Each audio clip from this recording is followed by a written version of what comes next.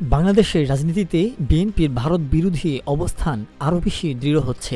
সম্প্রতি ভারতের বক্তব্য ও কর্মকাণ্ডে দলটির নেতাকর্মীদের মধ্যে ক্ষোভ সৃষ্টি করেছে। এই প্রেক্ষাপটে স্বাধীনতা ও সার্বভৌমত্ব রক্ষায় সামনে থেকে নেতৃত্ব দেওয়ার ঘোষণা দিয়েছে বিএনপি। বিএনপির নীতি নির্ধারকদের মতে দেশপ্রেম এবং স্বাধীনতা রক্ষার প্রশ্নে জনগণের মতামতই তাদের চূড়ান্ত সিদ্ধান্ত নির্ধারণ করবে। নেতাদের ভাষ্য, বাংলাদেশের অভ্যন্তরীণ বিষয়ে ভারতের অতিরিক্ত হস্তক্ষেপ এবং বিতর্কিত ভূমিকার কারণে জনগণের মধ্যে ক্ষোভ বাড়ছে।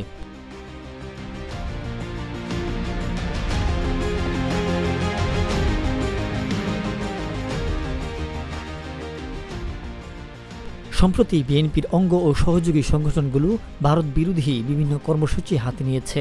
রোববার ঢাকায় ভারতীয় দূতাবাস অভিমুখে পদযাত্রা এবং স্মারকলিপি প্রদান করেছে যুবদল, স্বেচ্ছাসেবক দল এবং ছাত্রদল। এরই ধারাবাহিকতায় বুধবার ঢাকা থেকে আগরতলা অভিমুখে আখাউড়া সীমান্ত পর্যন্ত লং মার্চ করবে সংগঠন তিনটি।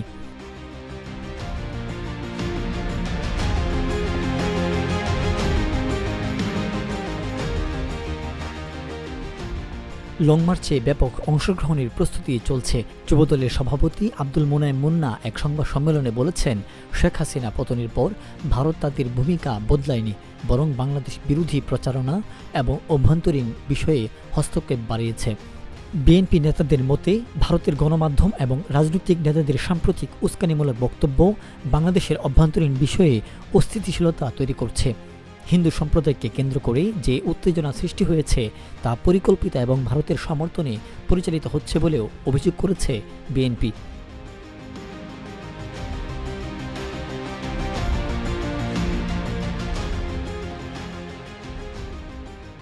বিএনপির স্থায়ী কমিটির সদস্য গয়েশ্বর চন্দ্র রায় বলেছেন, ভারতের উচিত বাংলাদেশ সহ প্রতিবেশী দেশগুলোর সঙ্গে সমান মর্যাদার ভিত্তিতে সম্পর্ক বজায় রাখা, কিন্তু তাদের একচোখা নীতি এই অঞ্চলে বন্ধু হারানোর কারণ হয়ে দাঁড়াচ্ছে। সম্প্রতি বিএনপির চেয়ারপারসন বেগম খালেদা জিয়ার সঙ্গে চীনের রাষ্ট্রদূত এবং পাকিস্তানের হাইকমিশনারের বৈঠককে আঞ্চলিক রাজনীতির মেরুকরণের ইঙ্গিত হিসেবে দেখছেন বিশ্লেষকরা। ভারতের নীতির সমালোচনা করে বিএনপি বলছে, বাংলাদেশ ভারতের প্রতিবেশী দেশ হিসেবে ন্যায্য ও পরস্পর স্বার্থ সংশ্লিষ্ট সম্পর্ক চায়।